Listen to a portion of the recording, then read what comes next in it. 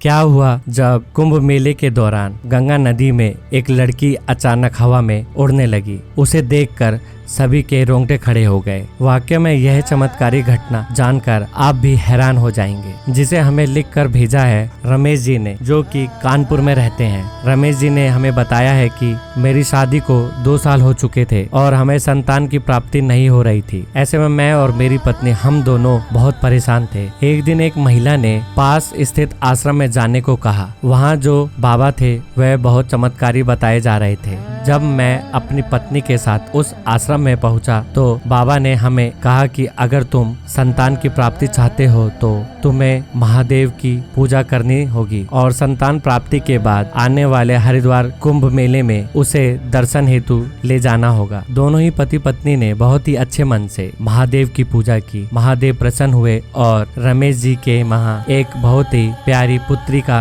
जन्म हुआ। उस समय रमेश जी और उनकी पत्नी का खुशी का ठिकाना नहीं रहा। वह बहुत खुश थे और महादेव का शुक्रिया अदा कर रहे थे। अब दोस्तों देखते ही देखते 3 से 4 साल बीत गए और महाकुंभ का समय आ गया, क्योंकि आश्रम वाले बाबा ने कहा था कि जब संतान प्राप्ति हो जाती है तो उसे आने वाले कुंभ मेले में दर्शन हेतु जरूर लेके जाना। तो हमें उस मन्नत को पूरी करना ही थी। उसके बाद मैंने हरिद्वार जाने वाली ट्रेन में अपने परिवार के साथ छोटी बच्ची का रिजर्वेशन करवा लिया। हम सभी बहुत खुश थे। मस्ती मजाक करते हुए एंजॉय करते हुए हम सभी हरिद्वार कुंभ मेले में जा रहे थे, परंतु हमें बिल्कुल भी अंदाजा नहीं था कि आज जो हमारे साथ हरिद्वार में होने वाला था उसे सोचकर भी हमारे रोंगटे खड़े हो जाते हैं। दरअसल रमेश जी जब अपने फैमिली के साथ हरिद्वार कुंभ मेले में पहुंचे, उस दिन शाही स्नान होने के कारण उस दिन हरिद्वार कुंभ मेले में बहुत ही ज्यादा भीड़ थी। ऐसे में जैसे तैसे करते उन्होंने अपने परिवार को संभाला और अपने 5 साल की छोटी बच्ची को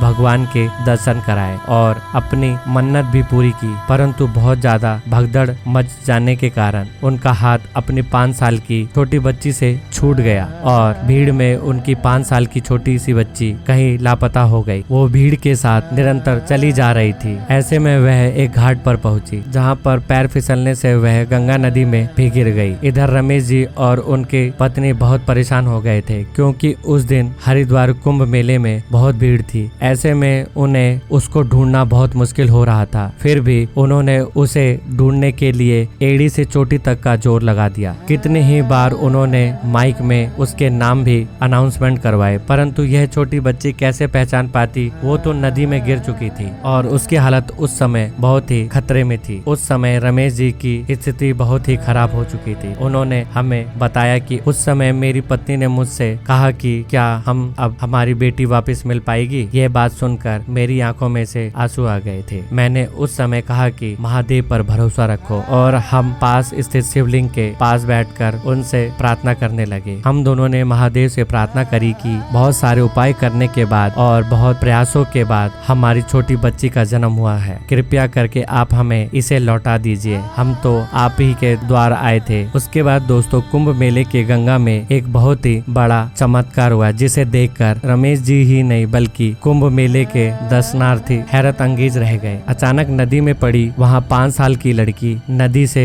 निकलकर हवा में उड़ने लगी और ऐसा दृश्य देखकर सभी लोगों का ध्यान उसके ऊपर चला गया। सभी यह सोच रहे थे कि यह कैसा चमत्कार है और यह कैसे हो सकता है। रमेश जी ने देखा कि यह तो उनकी ही प्यारी बच्ची है। तब वह फटाफट दौड़कर उसे बचाने चले गए और जब वह अपनी बच्ची को बचाकर वापस किनारे पर आए तब उन्होंने देखा कि वह ऊपर से नीचे पूरी गीली है, परंतु अभी भी सही सलामत है। उसके बाद पास स्थित शिवलिंग पर उन्होंने सत नमन किया और वहाँ जितने भी लोग जमा थे सब उस बच्ची को ऐसे देख रहे थे जैसे मानो उसके अंदर भूत प्रेत का वास हो, इसलिए वह हवा में उड़ रही थी। परंतु रमेश जी जानते थे यह उनके महादेव का ही चमत्कार है और उन्होंने ही उस बच्ची की जान बचाई थी। अब दोस्तों वहाँ पर खड़े कुछ लोग ये भी कह रहे थे यह जो भी कुछ हुआ था रस्सी की वजह से हुआ था, परंतु उस जगह रस्सी आती तो आती किस प्रकार से। वाकई में यह महादेव का चमत्कार। चलो जो भी हुआ हो, रमेश जी की बच्ची की जान बच गई और यह सबसे बढ़िया हुआ। दोस्तों इस घटना को लेकर आपको क्या कहना है हमें कमेंट करके जरूर बताइएगा और अगर वीडियो पसंद आए तो वीडियो को लाइक शेयर सब्सक्राइब करके बेल आइकन को प्रेस करना मत भूलिएगा। तब तक के लिए बाय, टेक केयर।